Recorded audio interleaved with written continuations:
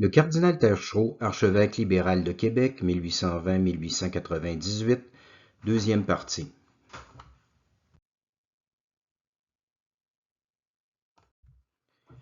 En 1877, la propagande a confié à Monseigneur George Conroy une mission d'enquête sur l'ensemble des rapports entre l'Église et l'État au Canada. Ce prélat irlandais avait soutenu la politique de compromis de l'archevêque libéral de Dublin, le cardinal Paul Cullen, contre le nationalisme de l'archevêque ultramontain de Tuam, Monseigneur John McHale. Le délégué apostolique était prédisposé à pencher du côté de Québec plutôt que de Montréal. Toutefois, il ne venait pas vraiment pour enquêter, mais pour imposer des décisions qui avaient déjà été prises à Rome. La propagande avait donné à Monseigneur Conroy des instructions secrètes qui seront plus tard dévoilées par Monseigneur Taschereau. L'Église, en condamnant le libéralisme, n'entend pas frapper tous les partis politiques qui, par hasard, s'appellent libéraux. Par conséquent, ceux-là font mal qui, sans autre fondement, déclarent condamné par l'Église l'un des partis, à savoir le Parti réformiste, parti naguère chaudement appuyé par les évêques. L'Église doit observer par rapport aux affaires politiques la plus grande réserve, eu égard au danger qu'il y a de provoquer les protestants, déjà inquiets et irrités contre le clergé par l'ingérence indue dans les élections politiques. L'archevêque de Toronto, Monseigneur Lynch, soutenait effectivement le Parti libéral de l'Ontario, surnommé Parti réformiste, mais aucun évêque canadien-français n'avait jamais appuyé le Parti libéral du Québec, surnommé Parti rouge. La propagande confondait les deux partis libéraux qui n'étaient pas encore unis à l'époque. Elle semblait voir le Canada du point de vue de Toronto plutôt que du point de vue de Montréal et même de Québec. Le clergé irlandais avait plus d'influence que le clergé canadien-français à Rome. Dès son arrivée à Halifax, avant même d'avoir commencé son enquête, Monseigneur Conroy a déclaré que les principes pervers qui troublent l'Europe n'ont heureusement pas traversé l'Atlantique. Le délégué apostolique a poliment écouté les ultramontains qui soutenaient le contraire, mais la cause était déjà entendue et jugée. Monseigneur Conroy a forcé les évêques du Québec à rédiger une nouvelle lettre pastorale collective pour annuler l'effet de la précédente, mais sans la contredire formellement. C'est la méthode habituelle du Vatican. On pouvait y lire « Nous avons jugé qu'il était nécessaire de vous prémunir contre les dangers des doctrines catholico-libérales. Malheureusement, et contre notre intention, quelques-uns ont cru voir dans la pastorale de 1875 un abandon de la région des principes pour descendre sur le terrain des personnes et des partis politiques. Il n'existe aucun acte pontifical condamnant un parti politique quelconque. Toutes les condamnations se rapportent seulement aux catholiques libéraux et à leurs principes. Nous laissons à la conscience de chacun de juger, sous le regard de Dieu, quels sont les hommes que ces condamnations peuvent atteindre, quel que soit d'ailleurs le parti politique auquel ils appartiennent. Un bon catholique pouvait donc voter libéral ou conservateur. Monseigneur Taschereau a publié une circulaire au clergé pour renforcer la lettre pastorale. Il ne faut pas exposer le clergé aux haines et aux vengeances des partis politiques. Le décret du 4e Concile de Québec vous défend implicitement d'enseigner, en chair ou ailleurs, qu'il y a péché de voter pour tel candidat ou pour tel parti politique. À plus forte raison, vous est-il défendu d'annoncer que vous refuserez les sacrements pour cette cause. Du haut de la chair, ne donnez jamais votre opinion personnelle. Monseigneur Taschereau avouait craindre les haines et les vengeances des partis politiques, lui qui, paradoxalement, parlait toujours des bonnes dispositions de la classe politique canadienne envers l'Église. Monseigneur Conroy a précisé les conditions de l'établissement de la succursale de l'Université Laval à Montréal et il a permis au juge Cazot de conserver son poste de professeur à la faculté de droit. Mais il a favorisé les ultramontains sur des points secondaires en réglant l'aspect financier du démembrement de la paroisse Notre-Dame de Montréal et en s'opposant à la division du diocèse de Trois-Rivières. La mission Conroy a renversé en faveur de Monseigneur Taschereau le rapport de force au sein de l'épiscopat. Monseigneur Bourget avait quitté la scène. Son successeur, Monseigneur Charles-Édouard Fabre et tous les autres évêques de la province se sont ralliés à Monseigneur Taschereau, qui était clairement soutenu par Rome. Monseigneur Laflèche devra poursuivre le combat ultramontain en solitaire. C'était pourtant le pape Pie IX, réputé ultramontain, qui régnait à Rome. Nous n'étions pas encore sous le pontificat réputé libéral de Léon XIII. Comment expliquer que Monseigneur Taschereau ait néanmoins vaincu les ultramontains? Il faut comprendre que le Saint-Siège ne jugeait pas les affaires canadiennes d'un point de vue doctrinal, mais d'un point de vue pratico-pratique. La théologie politique, c'est l'affaire des théologiens, ce n'est pas l'affaire des monsignors de la curie romaine. Au Canada, le Saint-Siège poursuivait deux objectifs: éviter un conflit ouvert entre l'Église et l'État, et surtout, éviter une division entre les évêques francophones et anglophones.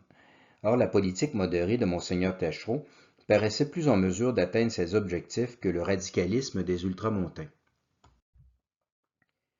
Monseigneur Conroy est décédé subitement à Terre-Neuve avant de s'embarquer pour l'Europe en 1878. Les ultramontains y ont vu un châtiment de Dieu.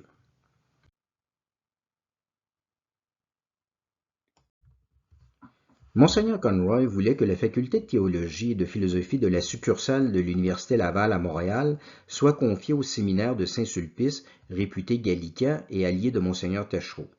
Mais la faculté des arts et des lettres serait confiée aux jésuites du Collège Sainte-Marie de tendance ultramontaine.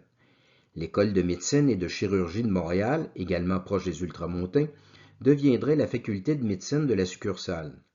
Cette institution, fondée en 1843, était surnommée École Victoria à cause de son affiliation avec l'Université Victoria, située à Cobourg, aujourd'hui Kitchener, en Ontario. Quant à la faculté de droit, elle devait recruter ses professeurs parmi les modérés des deux partis politiques. La proposition de Monseigneur Conroy était logique car elle tenait compte des ressources académiques déjà existantes à Montréal. Les ultramontains auraient pu exercer une certaine influence dans la succursale.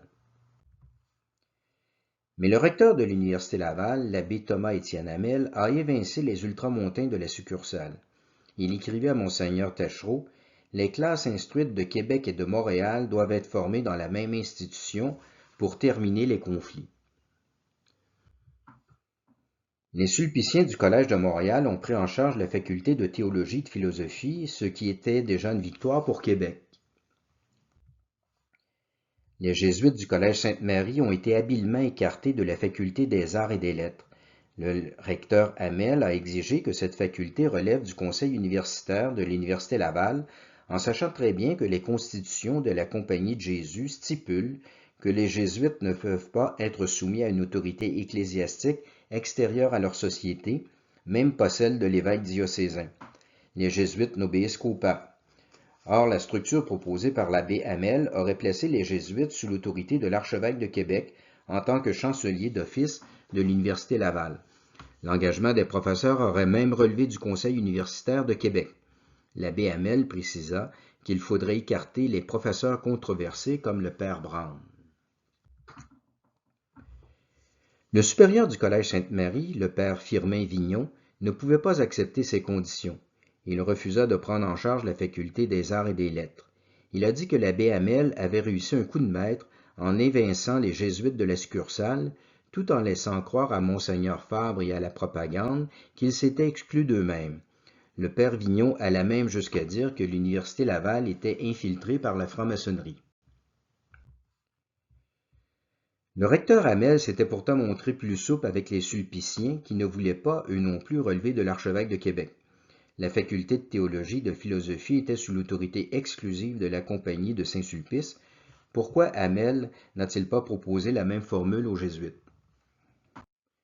Les ultramontains ont également été exclus de la faculté de droit. La succursale a recruté des professeurs modérés issus des deux partis politiques, autrement dit des catholiques libéraux. Aucun juriste ultramontain n'y enseignait. Des gens comme le père Brown, l'avocat Siméon Pagnuello et le sénateur Trudel auraient normalement dû figurer parmi le corps professoral. Le critère idéologique du recteur Hamel s'est manifesté jusqu'à la faculté de médecine, là où les querelles politico-religieuses ne devraient pourtant pas jouer un grand rôle. Hamel ne voulait pas intégrer l'école Victoria dans la succursale. C'eût été logique et peu coûteux. Mais l'école Victoria voulait conserver une certaine autonomie institutionnelle. Hamel préféra fonder une faculté de médecine entièrement nouvelle. L'Hôtel-Dieu était alors le seul hôpital catholique à Montréal et il était lié par contrat à l'École Victoria. Les sœurs de l'Hôtel-Dieu ont refusé de recevoir les professeurs et les étudiants de la faculté de médecine de la succursale. Celle-ci dut recourir au Montreal General Hospital, une institution anglo-protestante. On se retrouvait dans une situation paradoxale. L'École Victoria était affiliée à l'Université protestante de l'Ontario et la faculté de médecine de la succursale était associée à un hôpital protestant. Or, les deux institutions prétendaient être plus catholiques l'une que l'autre. Monseigneur Taschereau a exigé que l'évêque de Montréal force les sœurs de l'Hôtel-Dieu à rompre leur contrat avec l'École Victoria. L'archevêque de Québec était tellement assuré du soutien de Rome qu'il se permettait de donner des ordres à Monseigneur Fabre. Ce dernier n'avait pas une personnalité aussi forte que son prédécesseur. Il s'est plié à la dictature de Québec, selon ses propres mots. Mais il ne l'a pas digéré et il prendra sa revanche un peu plus tard. L'École Victoria a menacé de poursuivre au civil les sœurs de l'Hôtel-Dieu pour bris de contrat. L'affaire a évidemment traîné en longueur. Le séminaire de Québec s'est vu obligé de financer la fondation d'un nouvel hôpital catholique à Montréal pour desservir la faculté de médecine de la succursale. Ce fut l'origine de l'hôpital Notre-Dame. L'École Victoria affirmait que la charte royale de l'Université Laval ne lui permettait pas de s'étendre en dehors de la ville de Québec. L'argument était crédible. Laval a demandé au gouvernement provincial d'amender sa charte pour régler ce problème. Le vote de l'Assemblée législative sur le Bill de Laval en 1881 a manifesté le clivage entre les ultramontains et les catholiques libéraux. Monseigneur Laflèche s'opposait naturellement au Bill de Laval. Monseigneur Bourget a rompu le silence de sa retraite pour critiquer le projet de loi, pourtant soutenu par son successeur, Monseigneur Fabre. Le sénateur Trudel et maître Pagnuello ont dénoncé le joug de l'Université Laval devant le comité des billes privées de l'Assemblée législative. Monseigneur Taschereau invoquait l'argument d'autorité en faveur de l'Université Laval. Rome a parlé, Montréal doit obéir. Tous les autres évêques l'appuyaient en vertu du même principe. L'Université Laval pouvait également compter sur le premier ministre de la province, Joseph-Adolphe Chapleau, un conservateur anti-ultramontain. Le Bill de Laval fut adopté par 31 voix, 10 conservateurs et 21 libéraux, contre 20, 18 conservateurs et 2 libéraux. L'Université Laval avait reçu l'appui de 91% des députés libéraux, mais de seulement 36% des députés conservateurs. Toutefois, la rivalité régionale entre Québec et Montréal a probablement joué dans cette affaire un rôle plus grand que la querelle idéologique.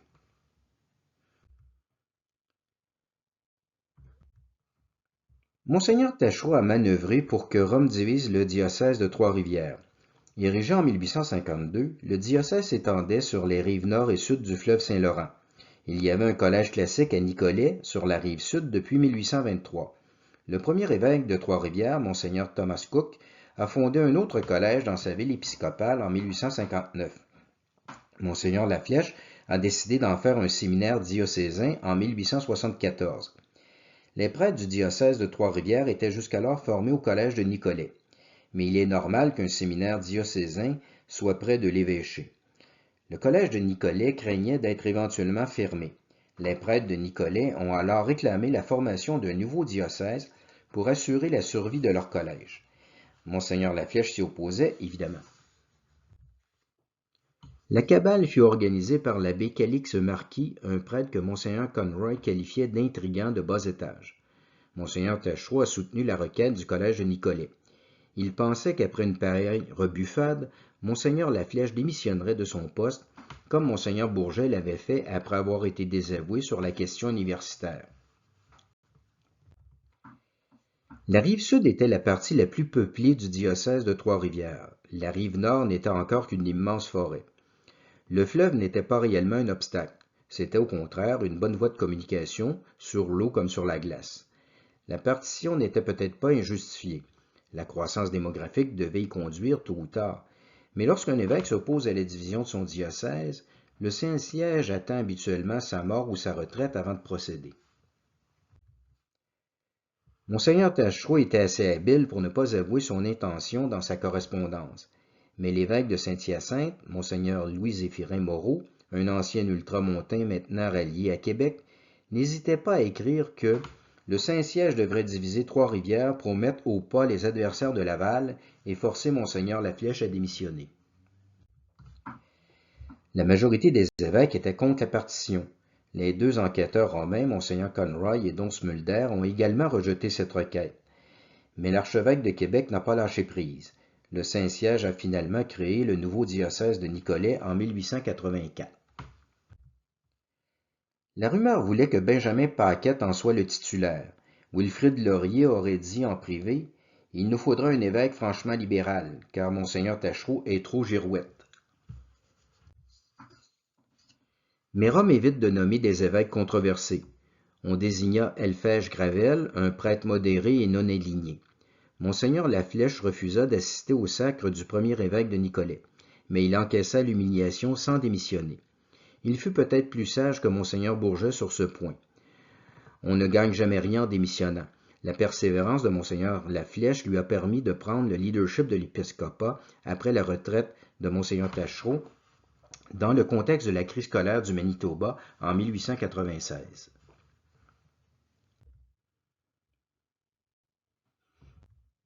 En 1881, quelques personnalités laïques de haut rang ont demandé à la propagande d'envoyer un autre délégué pour mettre fin aux divisions du clergé canadien-français. La requête émanait des partisans de l'archevêque de Québec, comme l'ancien lieutenant-gouverneur Narcisse Belleau, le surintendant de l'instruction publique et ancien premier ministre provincial Gédéon Ouimet, un conservateur anti-ultramontain, ainsi que le juge de la Cour suprême Jean-Thomas Taschereau. En 1883, la propagande a désigné un moine bénédictin d'origine belge, dont Henri Smulder. Sa mission était plus restreinte que celle de Monseigneur Conroy. Elle se limitait à la province de Québec et à 3 litiges: la partition du diocèse de Trois-Rivières, l'intégration de l'école de médecine Victoria à la succursale de l'Université Laval à Montréal et l'affaire des biens des Jésuites. Il n'était pas question de rouvrir le débat sur l'intervention du clergé en politique. Les instructions secrètes de la propagande demandaient à Don Smulder d'appuyer Monseigneur Taschereau tout en ménageant ses adversaires. Mais le commissaire apostolique adopta progressivement le point de vue des ultramontains. Don Smulder estimait que les divisions du clergé canadien-français étaient causées par l'arrogance de l'Université Laval et l'indécision de l'archevêque de Québec. À ses yeux, c'était une rivalité de région, d'institutions et de personnalités. Les divergences doctrinales semblent lui avoir échappé. Don Smulder recommandait de maintenir l'intégrité du diocèse de Trois-Rivières, d'accorder à Montréal une université indépendante et de régler l'affaire des biens des Jésuites dans le sens de la Compagnie de Jésus plutôt que de l'archevêché de Québec. Nous y reviendrons plus loin. Le commissaire apostolique parlait même de limoger l'archevêque de Québec en lui donnant une fonction à Rome avec le titre de cardinal. Monseigneur Taschereau ne fut guère flatté par cet honneur. On veut débarrasser le Canada de ma présence en me coiffant d'une calotte rouge. En 1884, Monseigneur Taschereau se rendit à Rome pour plaider sa cause. Le cardinal-préfet de la propagande, Giovanni Simeoni, a rappelé Don Smulder et ordonné la partition du diocèse de Trois-Rivières. La question universitaire et l'affaire des biens des Jésuites étaient laissées en suspens.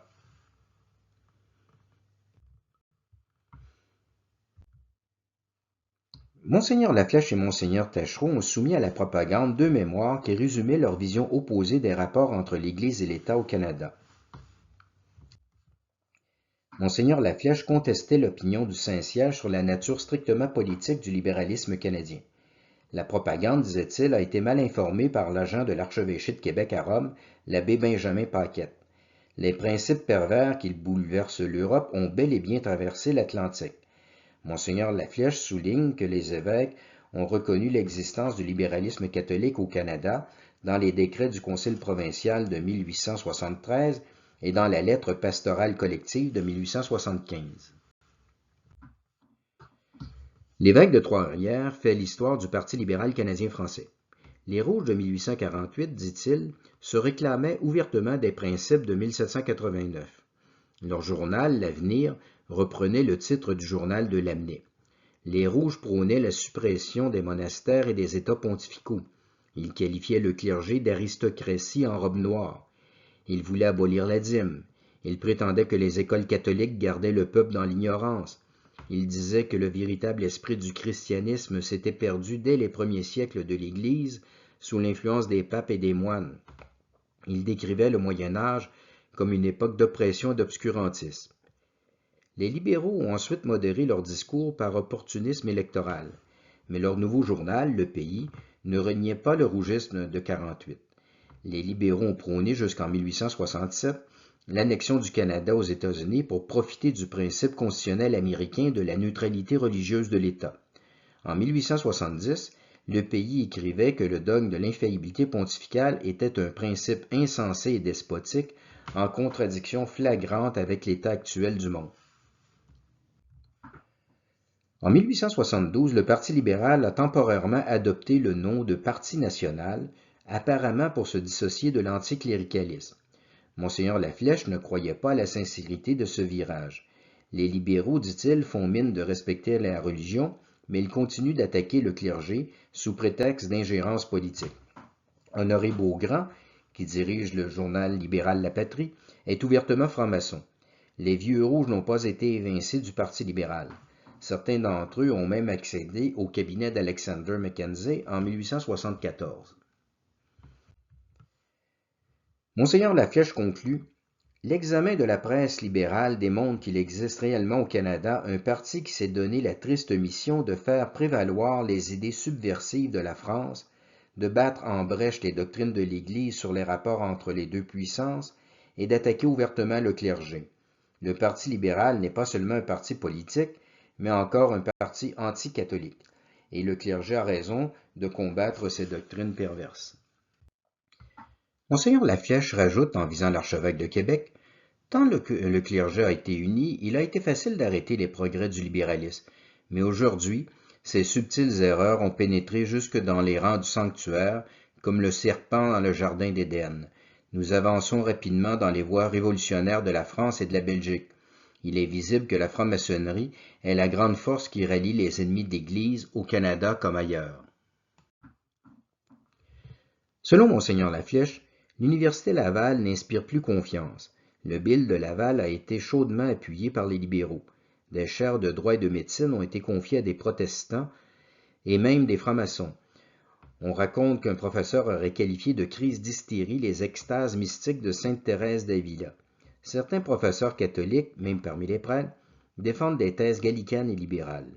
L'Université Laval qualifie d'ignorants les prêtres qui osent les critiquer. Ce préjugé s'est répandu jusqu'à Rome, mais les prêtres canadiens-français sont aussi instruits que ceux des autres pays. L'évêque de Trois-Rivières conclut que l'Université Laval tend à suivre la voie qui a conduit la France et la Belgique dans l'abîme. Monseigneur Laflèche soutient que l'Église catholique dispose au Canada d'une pleine liberté en vertu du traité de Paris de 1763, de l'Acte de Québec de 1774 et des lois de désétablissement de l'Église anglicane du Canada uni en 1852 et 1854. Quand l'État admet une religion, il admet implicitement son droit interne. Or, le droit public de l'Église accorde au clergé le pouvoir de conseiller les fidèles en matière politique. La loi électorale ne peut pas restreindre les droits acquis de l'Église. Monseigneur Laflèche rejette l'argument messu de Monseigneur Taschereau, soit la menace anglo-protestante. Notre condition ne dépend en rien des protestants, et ceux-ci agiraient inconstitutionnellement s'ils exigeaient des catholiques quelque chose de contraire aux droits de l'Église. Que nos libéraux catholiques n'allèguent donc pas les concessions qu'ils doivent faire aux protestants. Les protestants nous laissent jouir de la liberté en tout ce qui regarde notre culte. Ce ne sont pas les protestants, mais les libéraux catholiques qui violent les droits de l'Église.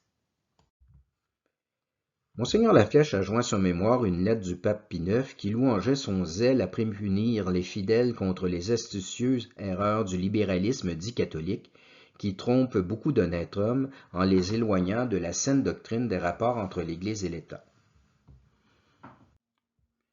Dans son contre-mémoire, Monseigneur Taschereau affirme que les libéraux canadiens-français ont réellement délaissé leur anticléricalisme au tournant de 1870, sous l'influence bénéfique de Louis Amable Jeté.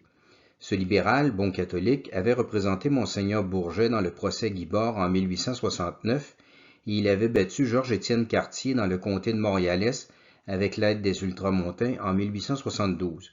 Depuis ce temps, l'Église n'a rien à reprocher au Parti libéral, à l'exception des procès pour influence indue et du fameux discours du ministre anglo-protestant Lucius Seth Huntingdon. Le 5e Concile provincial de Québec a d'ailleurs déclaré en 1873 que le libéralisme catholique était en régression. Quant au Parti conservateur, n'est-il pas lui-même entaché de gallicanisme et de libéralisme catholique? Les ultramontains n'ont-ils pas fait campagne contre Georges-Étienne Cartier? L'archevêque de Québec conclut que les deux partis politiques sont à égalité du point de vue religieux. Selon Tachereau, les ultramontains surestiment la force politique de l'Église catholique au Canada. L'Église canadienne dispose d'une liberté enviable en comparaison de plusieurs autres pays d'Europe. Mais le vieil antipapisme anglais peut ressurgir à tout moment, comme on l'a vu après la publication du programme catholique. Monseigneur Tachereau justifie ensuite ses prises de position. Il dit qu'il n'a jamais condamné les principes du programme catholique de 1871, mais simplement déclaré sa publication inopportune. Il affirme que le mandement diocésain de 1876 ne contredisait pas la pastorale collective de 1875, mais qu'il précisait seulement que les évêques avaient condamné le libéralisme catholique sans apposer explicitement cette étiquette au Parti libéral canadien. La lettre pastorale de 1877, rédigée par Monseigneur Laflèche et approuvée par Monseigneur Conroy, disait d'ailleurs la même chose. L'archevêque reproche aux journaux ultramontains de nourrir un esprit de révolte par leur constante critique des autorités civiles et ecclésiastiques, et surtout de l'Université Laval. Il compare les attaques des ultramontains contre Laval aux calomnies de Voltaire contre les Jésuites. Il rappelle que les conférences de Benjamin Paquette sur le libéralisme ont été louangées par la Civiltà Catholica, le journal romain des Jésuites. Monseigneur Tachereau admet que les procès pour influence spirituelle indue sont scandaleux, mais d'après lui, ce sont les prêtres qui tiennent un discours partisan qui en sont responsables, car ils ne suivent pas les directives du Concile provincial de 1868 qui leur impose la neutralité politique. Tachereau souligne qu'on ne peut pas demander aux candidats libéraux des faits de porter plainte devant un tribunal ecclésiastique dans ce genre d'affaires, puisque l'Église n'a pas le pouvoir d'annuler une élection. De toute manière, dit-il, la loi électorale ne vient que renforcer l'autorité épiscopale qui ordonne aux prêtres de ne pas s'ingérer dans les élections politiques. Selon Monseigneur Tachereau, le grand danger dans notre province est le zèle imprudent de ceux qui, sous prétexte de défendre le clergé, le compromettent, le discréditent et donnent l'exemple de la révolte et du mépris envers les évêques et le Saint-Siège. L'archevêque accuse les ultramontains d'ignorance théologique. Les écrits de certains journaux soi-disant catholiques ont donné à Rome une petite idée de la science de notre clergé. Monseigneur Tachereau expose son interprétation du syllabus. D'après la proposition 55 du syllabus, il doit y avoir alliance entre l'Église et l'État. Il faut donc qu'il y ait de part et d'autre des concessions, certaines reconnaissances de droits et de bons offices mutuels qui manifestent et cimentent cette alliance, tout en laissant intacte la distinction et l'indépendance essentielle de ces deux pouvoirs, chacun dans sa sphère. Qui avait raison, Laflèche ou Tachereau? En fait, l'un et l'autre. Leur opposition rappelle le débat sur le verre à moitié plein ou à moitié vide. Les deux prélats s'entendaient sur l'objectif, christianiser le plus possible la société canadienne-française. Mais ils faisaient une lecture différente de la situation politico-religieuse du Québec, qui était fort complexe. Le style polémique des mémoires nuisait à l'argumentation. Les deux prélats s'attaquaient à coups de citations tronquées, de demi-vérités, d'insinuations malveillantes, de nuances escamotées. Leur rivalité biaisait leur analyse. Monseigneur Laflèche avait raison de rappeler les origines anticléricales du libéralisme canadien et de se méfier de son soi-disant virage modéré. La presse libérale mangeait encore du curry dans les années 1870. Mais exprimait-elle vraiment la pensée de tous les libéraux? Les journaux partisans sont le bastion des idéologues radicaux. Les chefs d'un parti politique sont toujours plus pragmatiques et plus modérés. Dans les années 1870, la discipline de parti que l'on connaît de nos jours n'existait pas encore. Les Rouges formaient un mouvement plutôt qu'un parti. On y trouvait plusieurs tendances. Des anticléricaux comme Louis-Antoine Dessaulles, bien sûr, mais aussi des opportunistes comme Wilfrid Laurier et des catholiques sincères comme Louis-Amable Jeté et Honoré Mercier. Or, le discours de Monseigneur Laflèche se concentre sur les radicaux pour grossir la menace libérale. On peut dire la même chose du Parti conservateur, qui comptait de bons catholiques, comme Pierre-Olivier Chauveau et Charles Boucher de Boucherville, mais également des libres penseurs comme Georges-Étienne Cartier et Joseph-Adolphe Chapelot, eu de purs opportunistes comme Israël Tarte, un ultramontain qui finira par rejoindre les rangs du Parti libéral de Wilfrid Laurier. Monseigneur Taschereau avait raison de dire que le Parti conservateur ne devait pas être considéré comme un parti catholique et que le Parti libéral ne devait pas être associé en bloc aux révolutionnaires européens. Il y avait finalement plus de ressemblances que de différences entre les bleus et les rouges.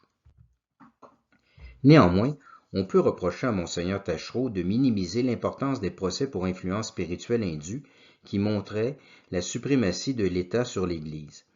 L'archevêque sous-estimait le poids politique de l'Église catholique au Canada, ou du moins dans la province de Québec, d'où son attitude constamment défensive, voire défaitiste.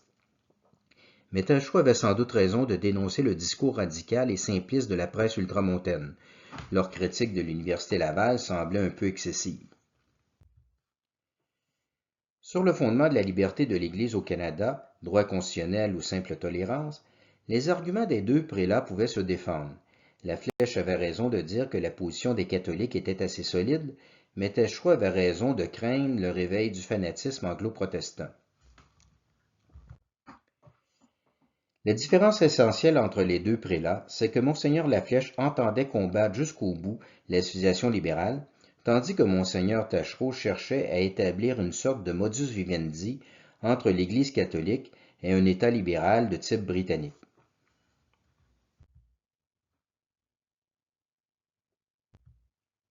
Au XIXe siècle, l'Église catholique considérait la franc-maçonnerie comme son pire ennemi. Cette société secrète, fondée à Londres en 1717, propageait une doctrine humaniste et déiste qui se rattachait à la philosophie des Lumières. Les catholiques l'accusaient d'infiltrer ses membres dans l'État et dans l'Église pour renverser la chrétienté. Les papes ont condamné la franc-maçonnerie à plusieurs reprises. En 1884, Léon XIII écrivait dans l'encyclique Humanum Genus: les francs-maçons veulent détruire les institutions chrétiennes pour leur substituer des lois empruntées au naturalisme. Ils affirment que la raison humaine doit être maîtresse et souveraine. C'est pourquoi ils s'appliquent à séparer l'Église de l'État. Ils prônent une morale civique et libre, indépendante de l'Église. Leurs publications flattent les passions sans pudeur pour satisfaire l'amour du plaisir et endormir la vertu. La secte maçonnique veut s'emparer de l'éducation de la jeunesse. En politique, les francs-maçons enseignent que toute autorité doit émaner du peuple par voie électorale. L'État doit être athée puisque toutes les religions ont une valeur égale. Dans un plan aussi insensé et criminel, on peut reconnaître la haine de Satan pour l'Église de Jésus-Christ. Les ultramontains ont été, au Québec comme en Europe, le fer de lance de la croisade anti-maçonnique. Monseigneur Laflèche a prononcé 15 conférences autour de l'encyclique Humanum Genus. Monseigneur Taschereau a lui-même publié 5 documents épiscopaux contre la franc-maçonnerie qu'il qualifiait de cité du mal. Mais en réalité, l'archevêque de Québec cherchait à tempérer le discours anti-maçonnique des ultramontains. Monseigneur Taschereau a interdit à ses diocésains, sous peine de péché mortel, d'accuser publiquement un catholique d'appartenir à la franc-maçonnerie. Il fallait se contenter de le dénoncer discrètement aux autorités ecclésiastiques.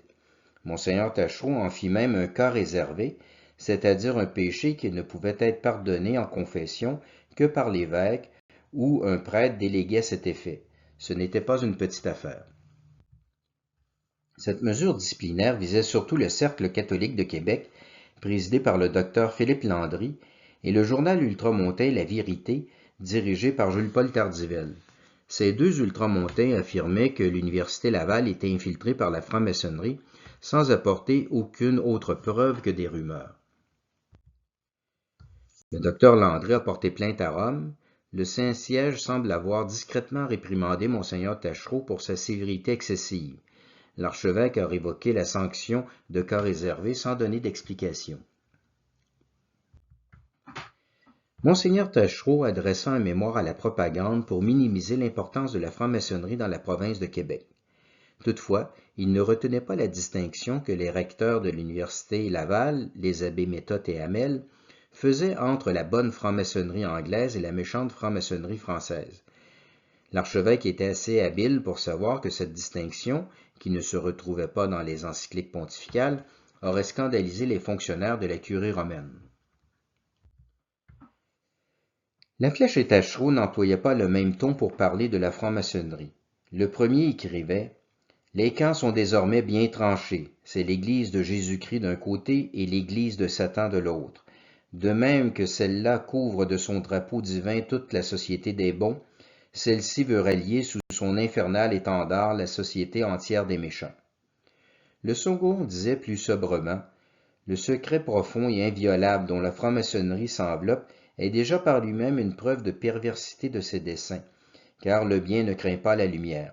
Son indifférence religieuse n'est qu'un premier pas vers un abîme plus profond. »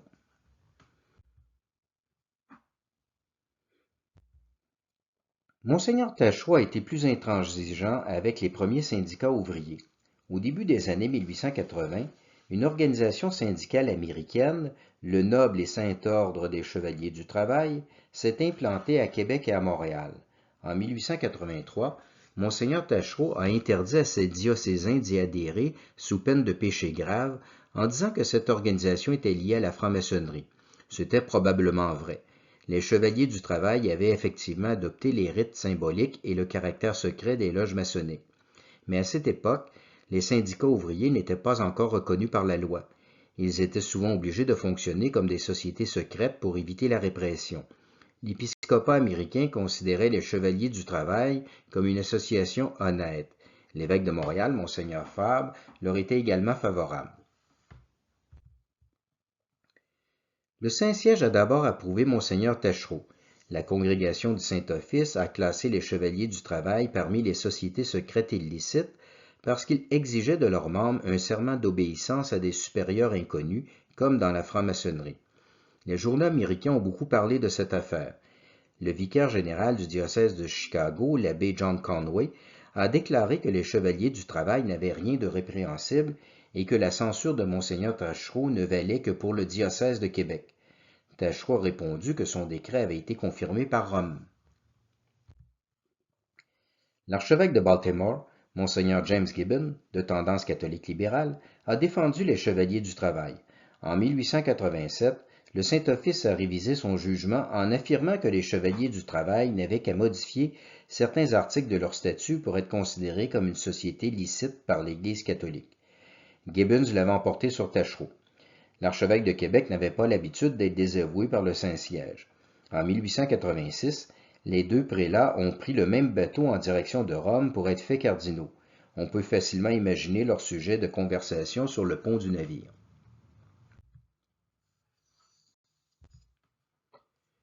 Depuis 1844, l'Église et l'État s'entendaient bien dans le domaine de l'éducation.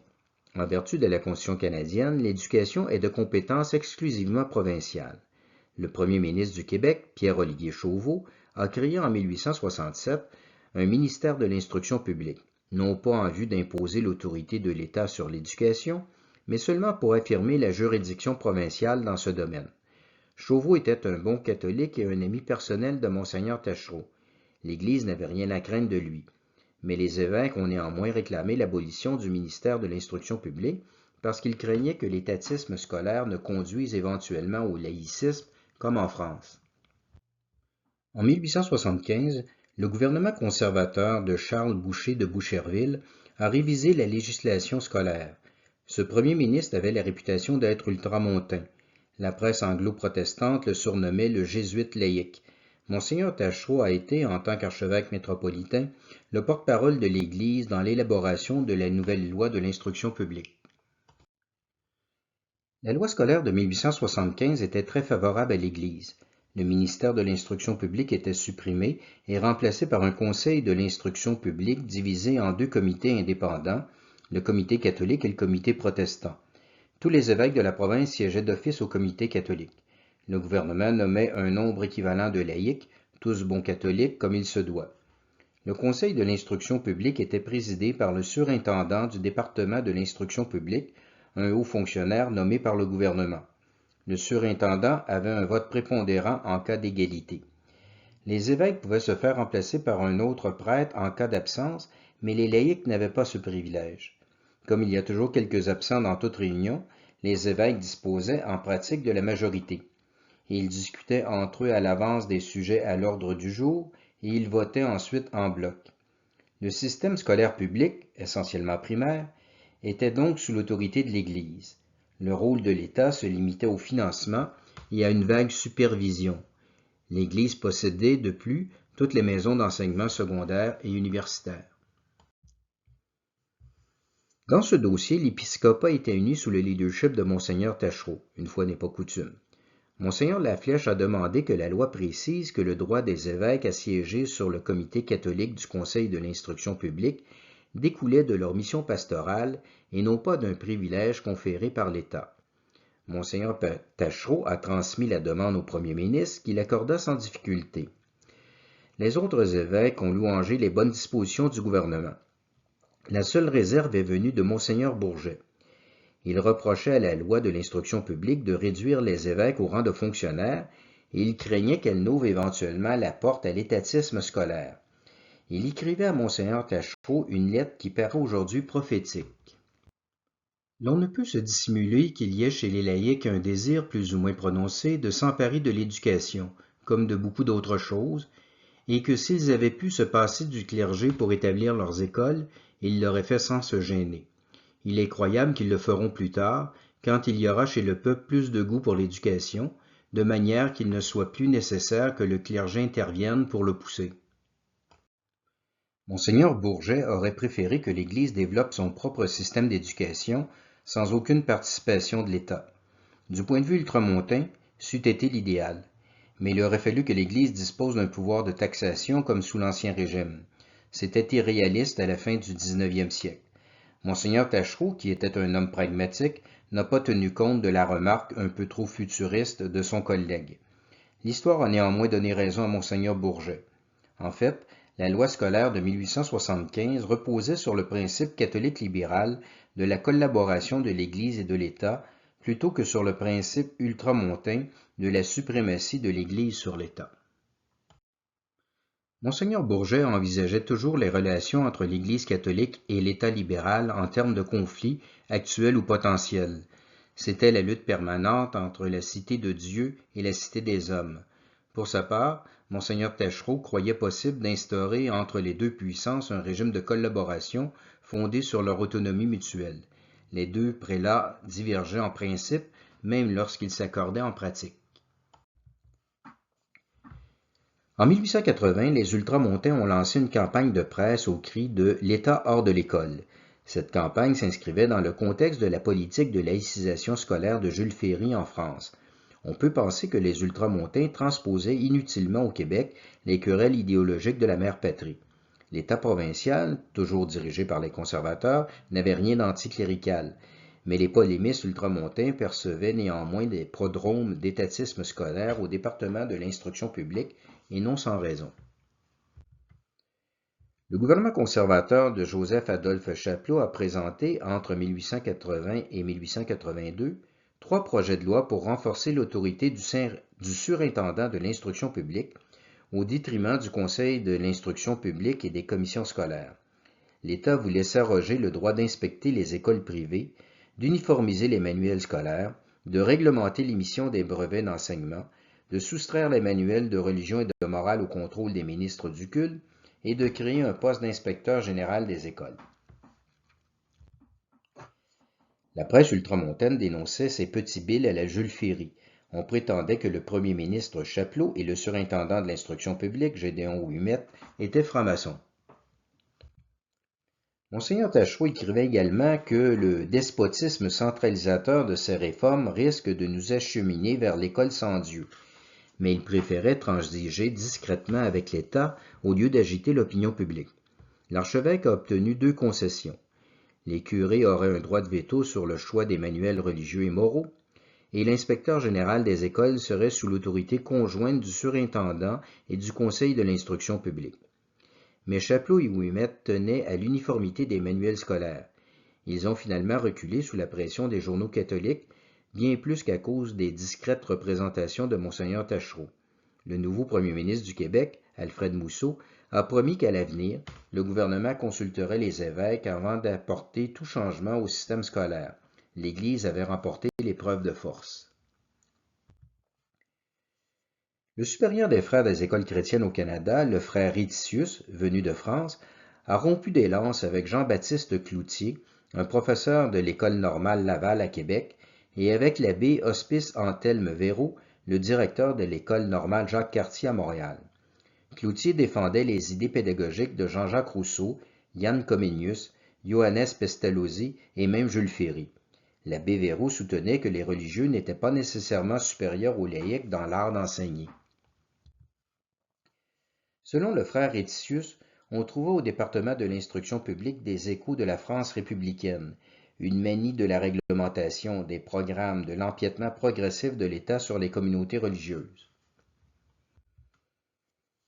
Monseigneur Taschereau a demandé au supérieur général des frères des écoles chrétiennes à Rome de ramener le frère Riticius en France.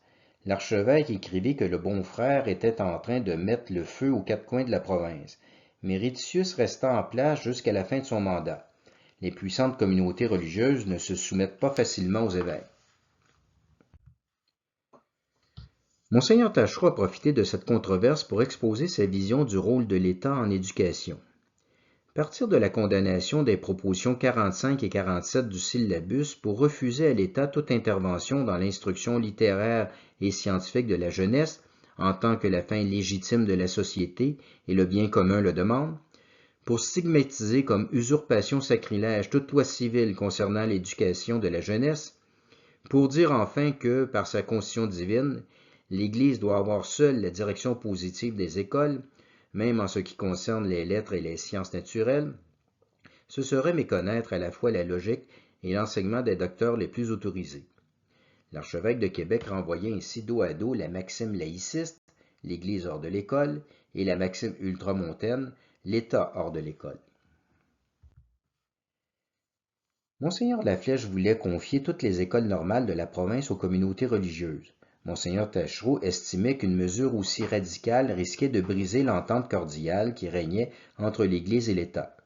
N'est-il pas à craindre, écrivait-il, qu'en distinguant les écoles de l'État de celles de l'Église, les premières ne se laïcisent tellement qu'elles nous deviennent hostiles avant longtemps?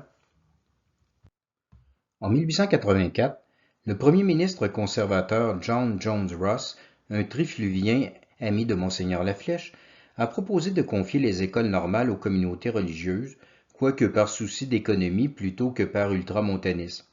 Monseigneur Taschereau était contre. Toutes les nations civilisées, disait-il, ont des écoles normales. Notre province ne doit pas se signaler en abolissant les siennes. La majorité des évêques ont voté en faveur du maintien des écoles normales de l'État au comité catholique du Conseil de l'instruction publique. Elzéar Alexandre Taschereau a été le premier Canadien à être élevé au rang de cardinal en 1886. On pourrait l'interpréter comme la victoire du catholicisme libéral sur l'ultramontanisme, et plusieurs l'ont vu ainsi à l'époque. Mais l'affaire était plus complexe. Le Saint-Siège voulait d'abord honorer le remarquable développement de l'Église catholique au Canada. Il était normal que la dignité de cardinal revienne au titulaire du plus ancien diocèse du pays, ce qui n'enlevait rien à la valeur personnelle de Monseigneur Taschereau. Mais en réalité, la pourpre cardinaliste marquait plutôt une défaite pour l'archevêque de Québec. L'élévation de Monseigneur Taschereau au cardinalat s'inscrit dans le cadre d'un règlement global des querelles ecclésiastiques entre Québec et Montréal. En 1886, les affrontements étaient moins idéologiques. Monseigneur Laflèche était isolé et il venait de perdre la plus grande partie de son diocèse. Monseigneur Fabre et tous les autres évêques de la province s'étaient ralliés à la politique modérée de Monseigneur Taschereau. Le pape Léon XIII cherchait lui-même à pacifier les relations entre l'Église catholique et les États libéraux en Europe. Le catholicisme libéral avait le vent dans les voiles dans toute la chrétienté. Mais la querelle universitaire n'était pas réglée. L'école Victoria refusait toujours de s'intégrer à la faculté de médecine de l'Université Laval à Montréal. Les ultramontains rêvaient encore de fonder leur propre université à partir de cette institution. Monseigneur Fabre n'aimait pas que l'université de son diocèse soit dirigée par Québec. L'évêque de Montréal n'était plus ultramontain, mais il restait régionaliste. Il demandait à Rome d'élever son diocèse au rang d'archevêché et de séparer l'Université de Montréal de l'Université Laval. Monseigneur Tachereau soutenait que l'Église canadienne-française était plus forte en ne formant qu'une seule province ecclésiastique sous l'autorité d'un seul archevêque métropolitain, en l'occurrence lui-même. D'ici plusieurs années, il y aura des questions communes à toute la province civile de Québec, par exemple celle de l'influence indue. Et si une province ecclésiastique demande une chose et l'autre province une autre, rien ne pourra se faire. Tant que nous ferons partie d'une seule province ecclésiastique, nous aurons au moins plus d'occasions de nous consulter et de nous entendre. Les autres évêques approuvaient la création de la province ecclésiastique de Montréal. La réalité géographique avait ses droits. Le pape a fort probablement élevé l'archevêque de Québec au rang de cardinal pour lui faire mieux accepter une certaine perte d'influence, mais Tachereau était mauvais perdant. Il informa la propagande qu'à l'avenir, il ne se prononcerait plus sur aucune question qui déborderait les frontières de son diocèse. À la requête de Monseigneur Fabre, le Saint-Siège accorda en 1889 une complète autonomie à la succursale de l'Université Laval à Montréal. L'institution ne gardait de Laval que le nom. Elle était maintenant sous la seule autorité de l'archevêque de Montréal. L'école Victoria put enfin réintégrer la faculté de médecine. L'Université Laval à Montréal prendra officiellement le nom d'Université de Montréal en 1920.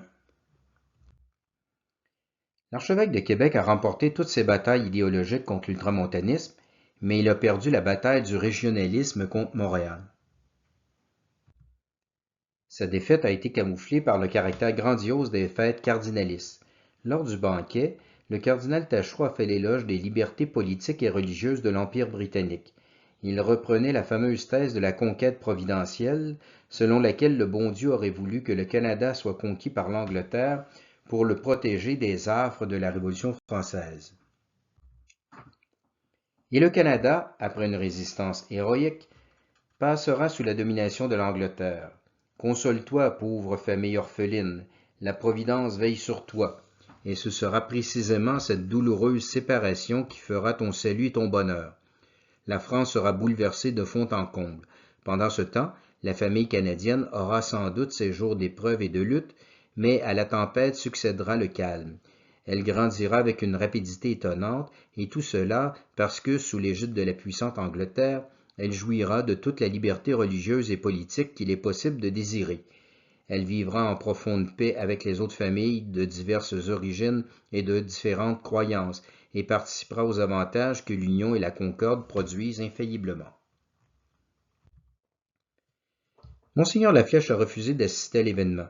L'écrivain français Arthur Savaette exprimait le sentiment des ultramontains.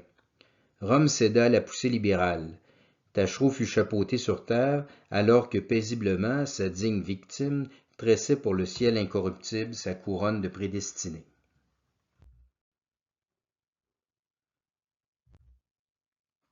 La Compagnie de Jésus était le plus grand propriétaire foncier en Nouvelle-France. Les intendants lui avaient concédé environ 20% du territoire arable pour soutenir ses œuvres d'évangélisation et d'éducation. Les anglo-protestants détestaient les jésuites qui avaient été le fer de lance de la contre-réforme catholique. Après la conquête, les autorités britanniques ont toléré la religion catholique, mais il n'était pas question de tolérer les jésuites. En 1768, le collège des Jésuites à Québec a été fermé et transformé en caserne. Le pape a dissous la Compagnie de Jésus en 1873. Les Jésuites du Canada ont alors été réduits à l'état de prêtres diocésains. Mais l'évêque de Québec, Monseigneur Jean-Olivier Briand, leur a permis de continuer leur vie commune, de suivre leurs règles et de conserver leurs biens. La Compagnie de Jésus n'existait plus de jure, mais elle surviva de facto. Cependant, les Jésuites ne pouvaient plus recruter de nouveaux membres. Ils sont donc disparus par attrition. Le dernier Jésuite canadien est mort en 1800. Le gouvernement colonial en a profité pour saisir les biens des Jésuites, soit 800 000 arpents de terre, sous prétexte de déshérence. C'était illégal, car l'Église est l'héritier légitime des communautés religieuses qui disparaissent pour une raison ou une autre. Les biens des Jésuites devaient, en toute justice, revenir au diocèse de Québec. Les évêques de Québec ont réclamé à plusieurs reprises la restitution des biens, ou du moins un dédommagement financier, mais le gouvernement colonial a toujours refusé. Le pape a restauré la Compagnie de Jésus en 1814. Les Jésuites sont revenus au Canada en 1842 à l'invitation de Monseigneur Bourget. Ils ont fondé le Collège Sainte-Marie à Montréal. Les Jésuites ont adressé une demande de remboursement pour la saisie illégale de leurs biens, mais ils ont essuyé le même refus que les évêques de Québec. Après 1867, la question des biens des Jésuites relevait de la province de Québec en vertu de sa compétence sur le droit civil et la propriété. On pensait que le problème se réglerait facilement, car tout le monde admettait que l'expropriation des Jésuites avait été injuste et illégale. Mais fallait-il rembourser la Compagnie de Jésus ou le diocèse de Québec? Monseigneur Taschereau soutenait que la Compagnie de Jésus, qui s'était établie à Montréal en 1842, était une nouvelle corporation et non pas la continuité juridique de la Compagnie de Jésus qui avait été supprimée en 1773. À ses yeux, c'était le diocèse de Québec qui avait droit au dédommagement. Tous les premiers ministres du Québec qui se sont succédés entre 1867 et 1887 ont promis de régler l'affaire, mais ils remettaient toujours le dossier à plus tard, sous prétexte que l'Église devait d'abord résoudre sa querelle interne. En réalité, ils craignaient surtout la réaction des anglo-protestants.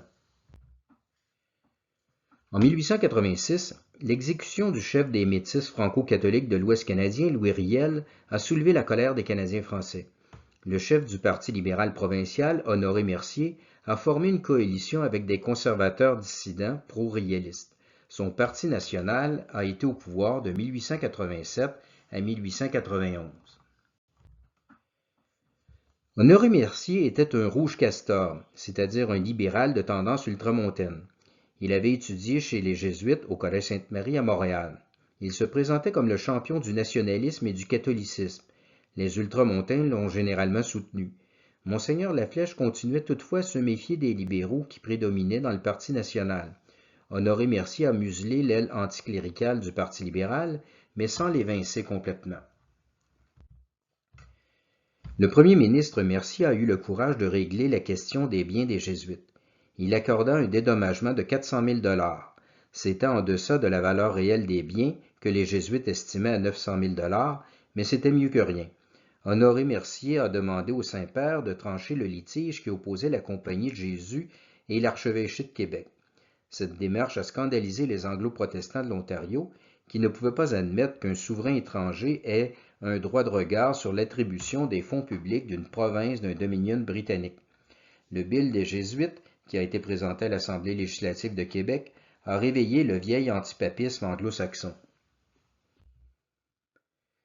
Le pape Léon XIII a rendu un jugement digne de la sagesse de Salomon, 200 000 $ à la Compagnie de Jésus et 200 000 $ au diocèse de Québec. Il était vraiment nécessaire d'aller à Rome pour en arriver là. Mercier a habilement accordé une somme supplémentaire de 60 000 $ à l'Université McGill pour neutraliser l'opposition des Anglo-Québécois, mais il n'avait aucune emprise sur les protestants de l'Ontario. Le député conservateur Dalton McCarthy a présenté à la Chambre des communes une résolution pour annuler le bill des Jésuites. Rappelons que la Constitution de 1867 accordait au Parlement fédéral le pouvoir de désavouer une loi provinciale. Le pouvoir de désaveu a été fréquemment utilisé dans les 20 premières années de la Confédération, mais il est ensuite tombé en désuétude. McCarthy a ressassé toutes les vieilles calomnies contre l'Église catholique, l'impérialisme du pape italien, l'obscurantisme médiéval, le massacre de la Saint-Barthélemy, la révocation de l'édit de Nantes et, bien sûr, les complots jésuitiques. À ses yeux, les principes de la Compagnie de Jésus étaient incompatibles avec les libertés civiles britanniques. John A. Macdonald a répondu que le discours anti-jésuitique datait d'un autre siècle et qu'il n'y avait pas lieu de faire tant de bruit autour d'une misérable somme versée à une communauté enseignante qui n'effrayait plus personne, même en Angleterre. Wilfrid Laurier a dit qu'il n'approuvait pas les idées réactionnaires des Jésuites, mais que la liberté devait luire pour les ennemis autant que pour les amis de la liberté. La Chambre des communes a rejeté la résolution par 188 voix contre 13. L'intolérance religieuse était en perte de vitesse à la fin du 19e siècle. Mais les protestants extrémistes n'ont pas lâché prise. Ils se sont drapés du surnom de Noble 13 et ils ont fondé l'Equal Rights Association, un mouvement politique qui a joué un rôle dans l'abolition des écoles franco-catholiques au Manitoba en 1890. L'affaire des biens des Jésuites montre d'une part que Monseigneur Bourget et Laflèche avaient raison de dire que l'Église catholique était en position de force au Québec, mais elle montre aussi d'autre part que Monseigneur Taschereau avait raison de penser que les minorités catholiques des autres provinces pouvaient être victimes d'un éventuel ressac anglo-protestant.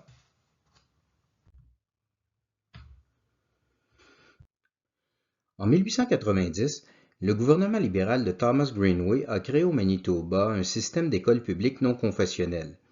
La Constitution de 1867 et la loi du Manitoba de 1870 protégeaient clairement les écoles catholiques.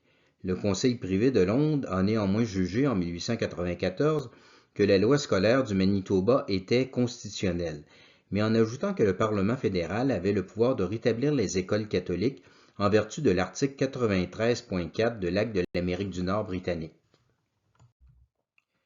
Monseigneur Adélard Langevin, archevêque de Saint-Boniface à Winnipeg, a défendu courageusement les écoles catholiques avec l'appui unanime des évêques du Québec. Le cardinal Taschereau n'a pas joué un grand rôle dans cette affaire. La question scolaire du Manitoba a surtout été discutée lors des élections fédérales de 1896 qui ont porté les libéraux de Wilfrid Laurier au pouvoir. En 1887, Taschereau a commencé à souffrir d'une maladie dégénérative. En 1892, il a cédé l'administration du diocèse de Québec à son évêque coadjuteur avec future succession, Monseigneur Louis-Nazaire Bégin. C'est lui qui a géré la crise scolaire du Manitoba.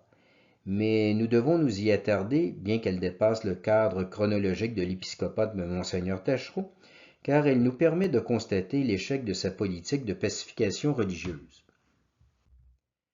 En 1896, le premier ministre conservateur Charles Tupper a présenté à la Chambre des communes un projet de loi pour rétablir les écoles catholiques au Manitoba. Monseigneur Langevin approuvait cette mesure, mais l'opposition libérale, dirigée par Wilfrid Laurier, a fait de l'obstruction parlementaire pour que le projet de loi ne soit pas adopté avant la dissolution de la Chambre. Tupper n'était pas nécessairement fâché, la question scolaire du Manitoba divisait le Parti conservateur. Durant la campagne électorale, Wilfrid Laurier tenait un double discours. Il promettait au Québec de rétablir les écoles catholiques du Manitoba et au Canada anglais de respecter la juridiction provinciale sur l'éducation. Monseigneur Langevin ne lui faisait pas confiance et avec raison. Monseigneur Laflèche a convaincu ses collègues de faire une sortie contre le Parti libéral. Monseigneur Bégin s'inscrivait dans l'esprit catholique libéral de son prédécesseur, mais il s'est néanmoins rallié à l'esprit combatif de l'évêque ultramontain. Tous les archevêques et évêques des provinces ecclésiastiques de Québec, Montréal et Ottawa ont publié le 6 mai 1896 une lettre pastorale collective sur les écoles du Manitoba. Une injustice grave a été commise envers la minorité catholique au Manitoba. On lui a enlevé ses écoles. Nous avions espéré que la dernière session du Parlement fédéral aurait mis un terme aux difficultés scolaires. Les catholiques et les protestants bien pensants doivent s'unir pour défendre la liberté religieuse. Il ne faut élire que des hommes sincèrement résolus à favoriser un remède efficace aux maux de la minorité manitobaine. Notre intention n'est pas de s'inféoder à aucun des partis politiques, mais la question des écoles du Manitoba est avant tout une question religieuse.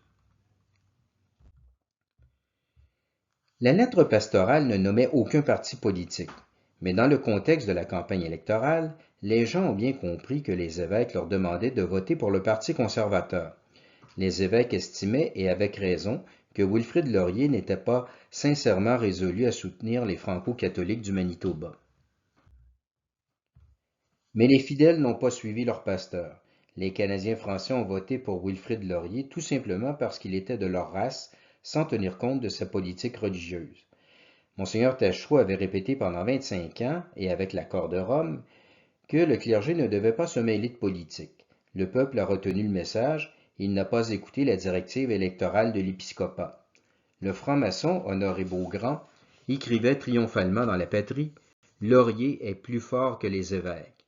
La neutralité politique de Taschereau avait finalement neutralisé l'influence politique de l'Église. Wilfrid Laurier a négocié avec Thomas Greenway un accord qui lui permettait de sauver la face, mais qui maintenait le système des Common Schools. Monseigneur Langevin a condamné ce pitoyable compromis. Laurier craignait que le clergé ne relance la croisade antilibérale comme au temps de Monseigneur Bourget. Il a demandé au Saint-Siège d'envoyer au Canada un troisième délégué apostolique pour apaiser les tensions entre l'Église et l'État. La mission de Monseigneur Raphaël Mary Delval a carrément poignardé Monseigneur Langevin dans le dos. Le délégué apostolique a recommandé au pape Léon XIII de publier une encyclique sur les écoles du Manitoba. Affaire Rivos faisait l'éloge de l'éducation confessionnelle pour finalement recommander aux catholiques de travailler dans le cadre de la loi existante, autrement dit, de s'écraser. Les ultramontains étaient découragés. Ils ont conclu que le Saint-Père leur demandait de se rallier au libéralisme canadien, comme il avait demandé aux Français de se rallier à la République. L'ultramontanisme canadien-français a été désavoué par Rome dans 3 dossiers majeurs: l'Université de Montréal en 1874, l'Action politique du clergé en 1877 et les écoles catholiques du Manitoba en 1897. L'encyclique Affaire Rivos a été l'arène mort de ce mouvement de pensée. Au XXe siècle, le clérico-nationalisme a succédé à l'ultramontanisme. Les deux écoles peuvent se ressembler, mais il faut néanmoins les distinguer. Le triste dénouement de la querelle scolaire du Manitoba prouve que malgré ses bonnes intentions, la politique modérée du cardinal Taschereau n'a pas donné les fruits escomptés. Le catholicisme libéral n'a apaisé ni le fanatisme anglo-protestant, ni l'anticléricalisme canadien-français. Louis Veuillot avait raison de dire que les libéraux ne veulent pas plus des catholiques libéraux que des catholiques tout court.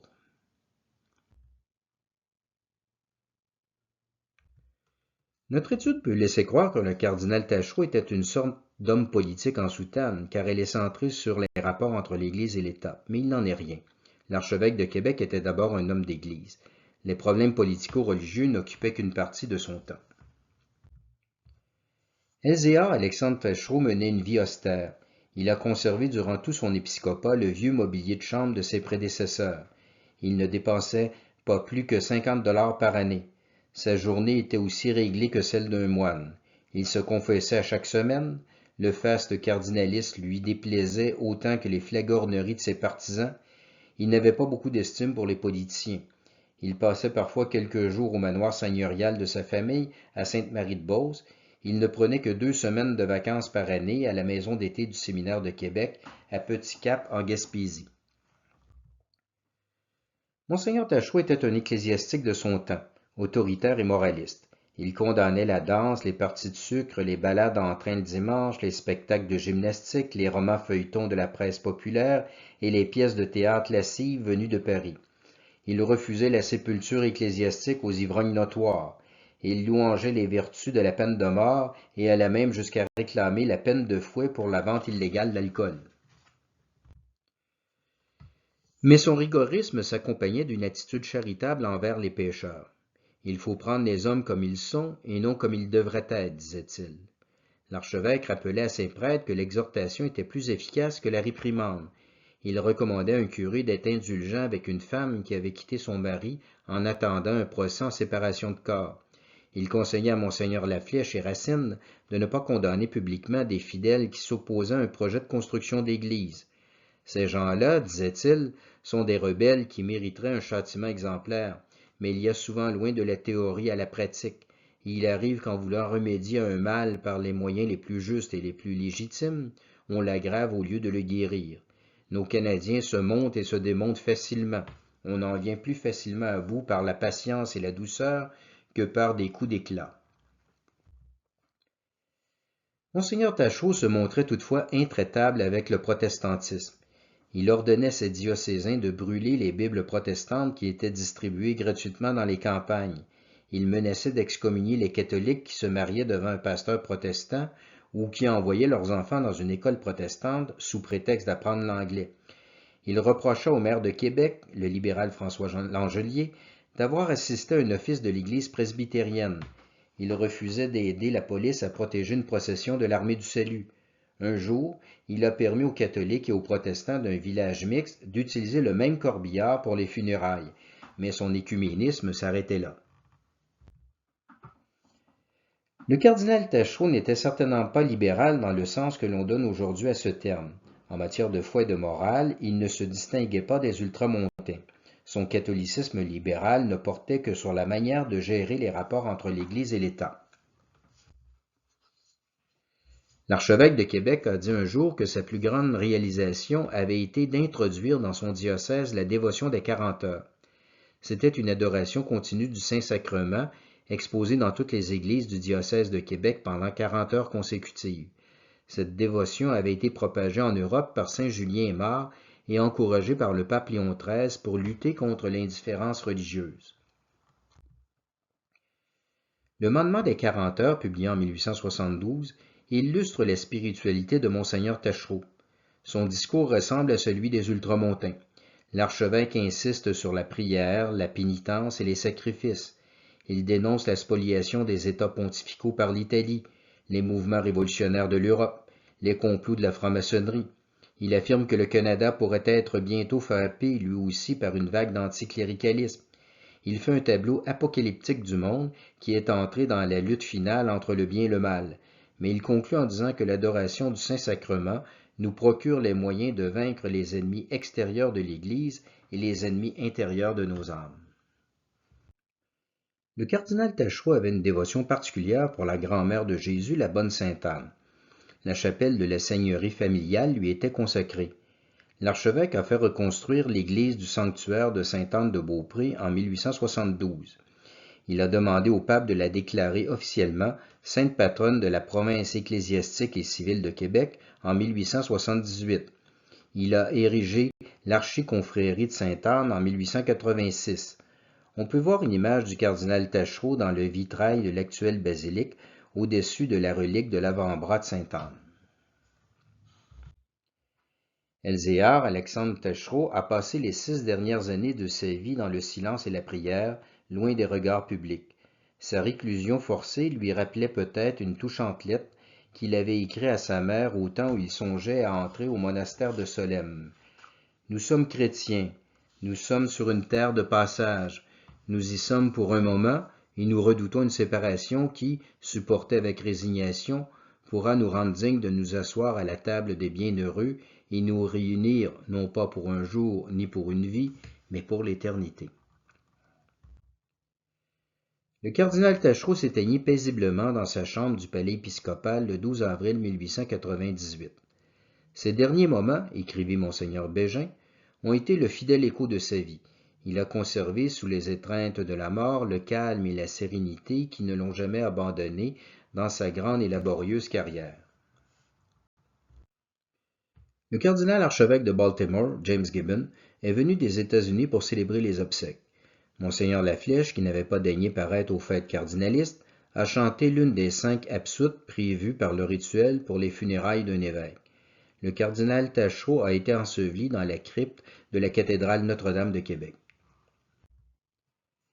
Monseigneur Laflèche a suivi son adversaire de près car il est décédé le 14 juillet 1898. Sur son lit d'hôpital, il a montré des visiteurs une relique de Sainte-Anne. « C'est le cardinal Taschereau qui me l'a ramené de Rome. Pauvre cardinal, il m'a fait bien de la misère. N'empêche que j'ai hâte d'être rendu de l'autre bord pour savoir si c'était lui ou si c'était moi qui avais raison. »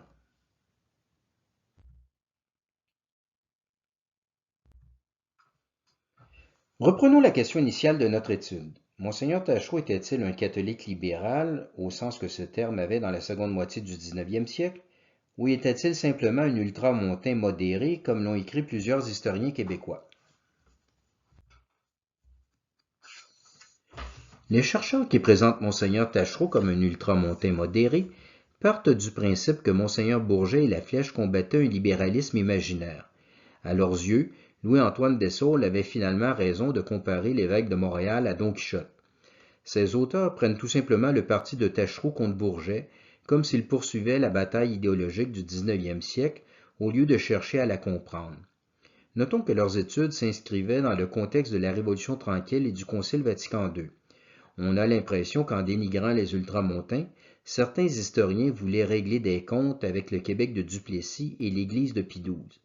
Ils présentaient le Québec du 19e siècle comme une société monolithique, plongée dans la grande noirceur d'un catholicisme rétrograde, coupé de l'évolution idéologique de l'Europe. L'historiographie québécoise a maintenant dépassé cette image d'Épinal. Le Québec a toujours été au diapason des pays les plus avancés de l'Occident. Le libéralisme a bel et bien traversé l'Atlantique. En conséquence, le clivage entre les ultramontains et les catholiques libéraux, qui a divisé toute l'Église universelle au 19e siècle, s'est également retrouvé chez nous. L'Église canadienne-française devait, elle aussi, relever le défi de la modernité, c'est-à-dire du mouvement de sécularisation de la société. Il y avait, chez nous comme ailleurs, deux réponses possibles, la résistance ou la conciliation.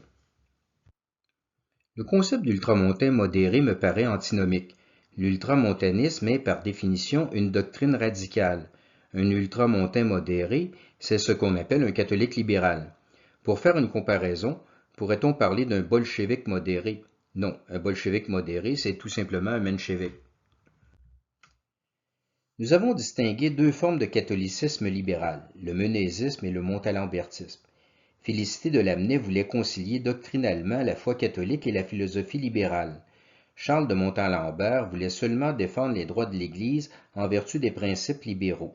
Ça se ressemble, mais ce n'est pas la même chose.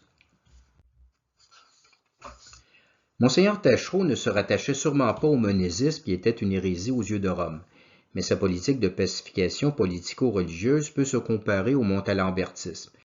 L'archevêque de Québec voulait instaurer une sorte de modus vivendi entre l'Église catholique et l'État libéral, sans faire de compromis doctrinal. Mais le Québec n'est pas la France. Les Canadiens français étaient un peuple colonisé sous l'emprise d'un État majoritairement anglo-protestant. Ils vivaient sous un régime parlementaire de type britannique plutôt que dans une république démocratique et laïque. Monseigneur Taschereau ne défendait pas les droits de l'Église en vertu des lois de déconfessionnalisation de l'État canadien, adoptées en 1852 et 1854, mais plutôt en vertu du Concordat tacite de 1774. Un concordat peut-être imaginaire, soit dit en passant. Le discours de Monseigneur Taschereau ne correspond pas entièrement à celui de Montalembert, mais sa politique de pacification religieuse ressemble à celle de Monseigneur Dupanloup. Je qualifierais donc Monseigneur Taschereau de catholique libéral modéré. L'archevêque de Québec adhérait, tout comme les ultramontains, à la thèse de la suprématie de l'Église sur l'État, mais il finissait toujours par se rabattre, au nom du réalisme, sur l'hypothèse. Tolérer une situation imparfaite, mais somme toute enviable, pour éviter un plus grand mal, soit un réveil du fanatisme anglo-protestant. Le cardinal Elzéar Alexandre Taschereau a consacré l'essentiel de son épiscopat à combattre l'ultramontanisme. Il pensait que le catholicisme radical était plus menaçant que le libéralisme modéré. L'Église en est-elle ressortie plus forte? J'en doute. Les écoles catholiques ont été supprimées au Nouveau-Brunswick et au Manitoba. Le clergé a lui-même réduit son influence politique. Le droit civil a continué de primer sur le droit canon. Les oppositions entre le libéralisme et le catholicisme ont été minimisées.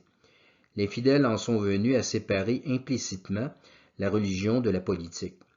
Nous ne doutons pas des bonnes intentions et même de la sainteté personnelle du cardinal Taschereau, mais force est de constater que le catholicisme libéral a finalement produit, au Québec comme ailleurs, un désarmement intellectuel et moral de l'Église. Dans la première moitié du XXe siècle, le Québec n'était pas une société intégralement catholique. C'était une société catholique libérale. Les Canadiens français étaient catholiques dans leur vie personnelle et familiale, mais libéraux dans leur vie économique et politique. Un certain équilibre peut se maintenir pendant un certain temps entre ces deux doctrines, mais le catholicisme et le libéralisme ont des visions du monde diamétralement opposées. C'est la religion de Dieu qui se fait homme contre la religion de l'homme qui se fait Dieu. Or, une maison divisée contre elle-même finit par s'effondrer, nous dit la Sainte Écriture. C'est ce qui arriva au Québec lors de la Révolution tranquille, comme dans tout l'Occident, après le Concile Vatican II. Je rappelle que l'on peut télécharger gratuitement la version condensée de ma thèse de doctorat à partir du site de la Fondation littéraire Fleur de Lys. Salutations patriotiques et union de prière.